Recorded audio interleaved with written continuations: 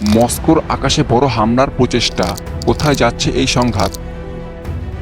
প্রিয় দর্শক, ইউক্রেন বুধবার মস্কোর ওপর চালিয়েছে এই যাবৎকাল অন্যতম বড় ড্রোন হামলা। মস্কোর মেয়র সের্গেই সোবিয়ানিন জানিয়েছেন এই হামলায় অন্তত 10টি ড্রোন ধ্বংস করা হয়েছে। মস্কোর দক্ষিণে প্রায় 38 কিলোমিটার দূরে পডরস্ক শহরের ওপর দিয়ে উড়ন্ত কিছু ড্রোন প্রতিরক্ষা বাহিনী ধ্বংস করে। আপনাদের মনে হতে পারে কেন মস্কোতে এই ধরনের হামলা বাড়ছে। গত কয়েক মাস ধরে ইউক্রেন মস্কোর দিকে এক বা দুটি ড্রোন প্রেরণ করেছে, কিন্তু এবার তা বড় আকার ধারণ করেছে। মস্কোর ওপর এই হামলাটি মে 2023 সালের যে হামলা হয়েছিল তার চেয়ে বড় বলে মনে করা হচ্ছে, যেখানে 8টি ড্রোন ধ্বংস করা হয়েছিল।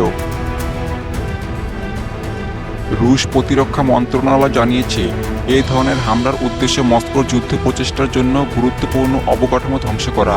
তবে এখনও কোনো বড় ক্ষতি বা হতাহতের খবর পাওয়া যায়নি। রাশিয়ার দক্ষিণ পশ্চিমের ব্রিয়ানস্ক এবং রোস্তভ অঞ্চলেও ড্রোন এবং ক্ষেপণাস্ত্র ধ্বংস করা হয়েছে।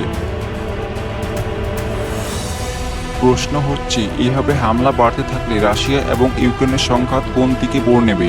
রাশিয়া তার প্রতিরক্ষা ব্যবস্থা আরও শক্তিশালী করার চেষ্টা করছে, কিন্তু ইউক্রেনের এসব হামলার পেছনে কৌশলগত উদ্দেশ্য কী?